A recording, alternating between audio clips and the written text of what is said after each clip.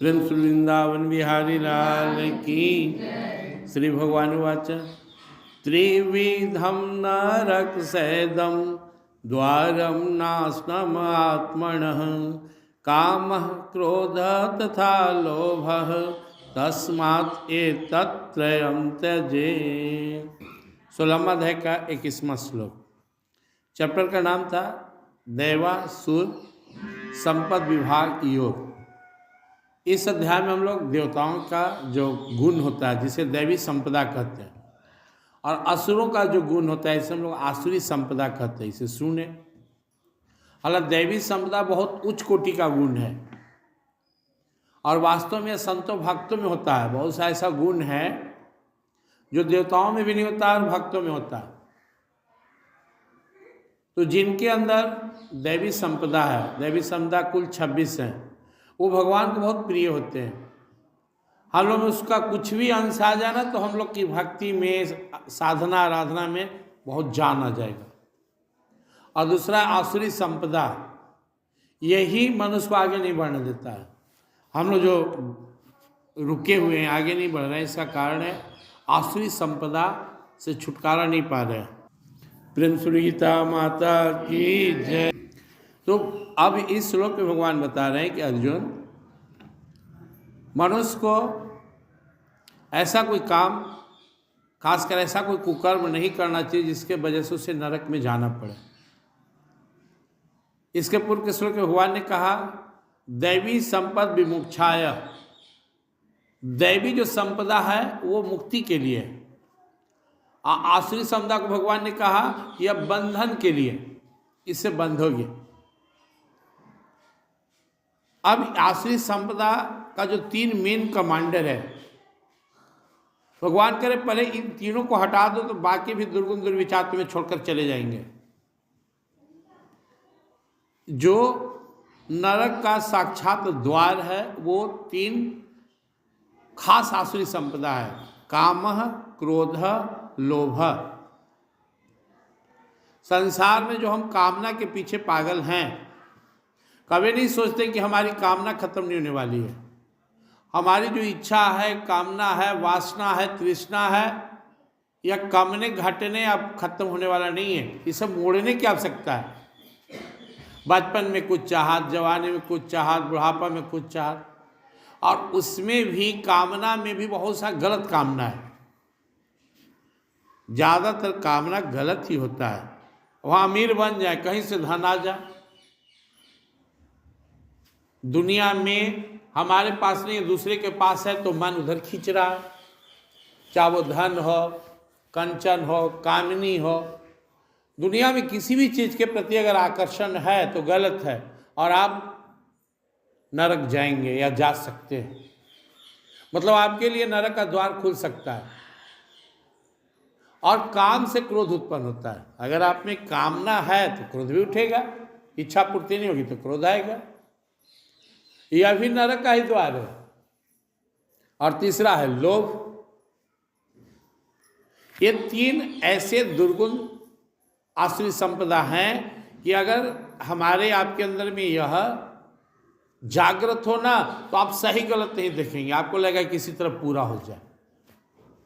और इन्हीं तीनों के चक्कर में दुनिया में इतना पापाचार, दुराचार, अनाचार, भ्रष्टाचार ये सब हो रहा। हम इनके वश में होकर फिर मनुष्य नहीं रह जाते हैं। तो भगवान बोलते हैं कि अगर नरक नहीं जाना है, इन दोनों को छोड़ दो। त्रिविधम नरक सेदम द्वारम, ये 3 नरक के द्वार हैं। और नाशनम आत्मन, यह जीवात्मा का पतन कराने वाला है, गिराने वाला है।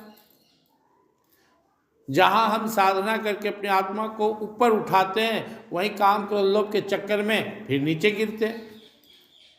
जब हम सत्संग में बैठते हैं, साधना करते हैं, तो हमारी गति ऊर्ध्वगामी होती है, ऊंचा उठते हैं, हम परमात्मा के पास आते हैं। ऊपर उठने का मतलब होता है परमात्मा के सामीप्य में, नज़दीक में आना।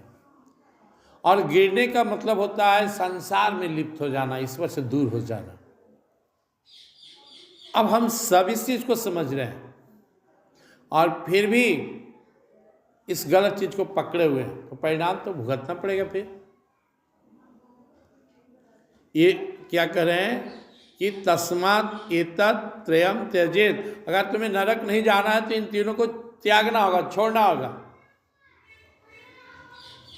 जितना भी दुनिया में बड़ा से बड़ा दुराचारी हुआ, चाहे हम लोग रावण की कथा सुनते हैं, कंस की सुनते हैं, चाहे दुर्योधन का सुनते हैं, चाहे और बहुत सारे जो हुए गलत सलत लोग समाज में हमारे आज हों कल थे, सब यही तीनों के बस में होकर कोई ना कोई गलत मार्ग चुन लिया। जैसे लोभ के चक्कर में ये आदमी दारू पीता है।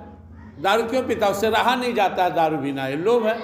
और जब वो दारू पी लेता है तो कामना के बस में होता है कि चलो आओ धन लाओ, कुछ बुद्धि भ्रष्ट हो जाती है और कामना से उसको क्रोध होता है।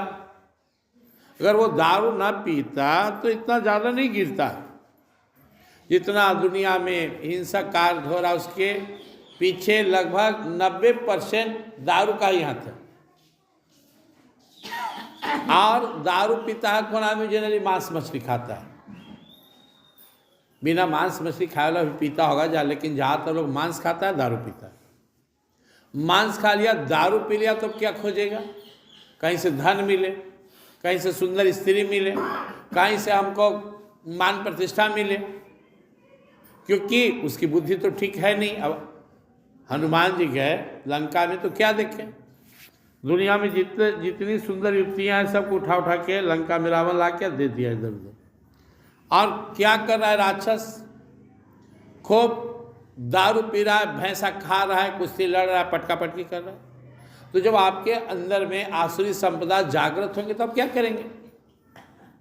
गाली गलौज, झगड़ा, मार पीट, गलत सलत, अनाप शनाप।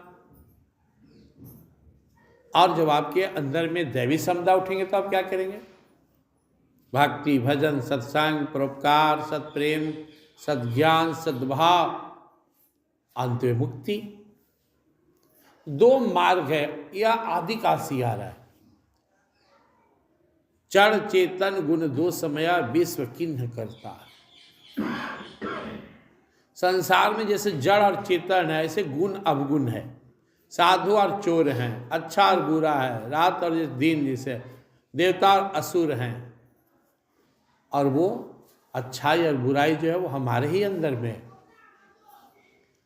और हम पर निर्भर करता है कि हम किसे चुने। तो हम जिसको ज़्यादा प्रश्रय देंगे, संसार को ज़्यादा प्रश्रय देंगे तो हम संसार के मोहमाया विषयों में डूबेंगे। और अगर हम परमात्मा को ज़्यादा प्रश्रय देंगे तो उनकी ओर आकर्षित होकर सत्संग भजन करेंगे, अच्छा बनेंगे। आपका रूटीन क्या है? आपका जो 24 आवर समय है, उस रूटीन को देखने से पता चल जाएगा कि आप सत्वगुण, रजोगुण, तमोगुण किसके प्रभाव में ज़्यादा है। अगर आपके जीवन में सत्वगुण का स्थान ज़्यादा है तो धीरे धीरे आप साधक अच्छा बनेंगे, महात्मा बनेंगे, साधन में तेज बनेंगे।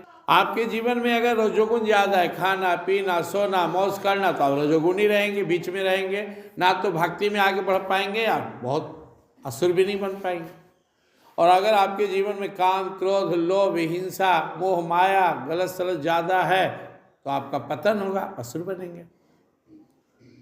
हम सबको प्रतिदिन रात्रि में सोते समय अपने रूटीन को चेक करना चाहिए कि आज सुबह से शाम तक हमने कितने अच्छे काम किए, उत्तम काम कितना किया, मध्यम कितना किया, अधम कितना किया। उत्तम क्या है? सत्संग, भजन, दूसरे की सेवा, भगवान के नाम पर उनके द्वारा जो हमें कर्म मिला उनकी प्रसन्नता के लिए करना, सब उत्तम कर्म है। मध्यम क्या है? खाना पीना सोना गप करना, घूमना टहलना, टीवी मोबाइल। और अधम क्या है? निंदा शिकायत, झगड़ा झंझट, गाली बकना, सुनना, काम क्रोध लोभ। अब ये तीन जितने हम ये जो किए 3 भाग में बट जाएंगे। अब अगर हमारे जीवन में उत्तम कर्म अधिक हैं, सत्वगुणी कर्म अधिक है, तो क्या होगा? हम धीरे धीरे अच्छे साधक बनेंगे, महात्मा बनेंगे, संत बनेंगे, भक्त बनेंगे। अगर हमारे जीवन में रजोगुण ज़्यादा है तो हम जैसा तो वैसे ही रह जाएंगे, कोई सुधार नहीं होगा। 20 साल पहले भी जैसा थे, 40 साल पहले जैसा थे, आज भी वैसा ही है। क्योंकि रजोगुणी थोड़ा अच्छा भी करता है, बुरा भी करता है। और अगर हम तमोगुणी हैं तो हम धीरे धीरे और पतित होते चले जाएंगे, गिर जाएंगे। जो आदमी तमोगुणी होता है पहले से पूजा पाठ छूट जाता है, सत्संग छूट जाता है, अच्छे लोग से दोस्ती खत्म हो जाता है, बुरे लोग से दोस्ती ज़्यादा रहता है, शुद्ध भोजन छूट जाता है, अटर पटर खाने लगते हैं। तो सारांश यही है कि अगर आप परमात्मा की ओर बढ़ना चाहते हैं तो दैवी संपदा को अपनाएं। अगर आप दैवी संपदा नहीं अपना के आसुरी संपदा अपनाएंगे तो आपकी दुर्गति होगी। और आसुरी संपदा का जो 3 मेन कमांडर है, काम, क्रोध और लोभ, भगवान कहते हैं कि इन तीनों को त्याग दोगे तभी तुम्हारा कल्याण होगा और तुम नरक के पंथ पे जाने से बच पाओगे।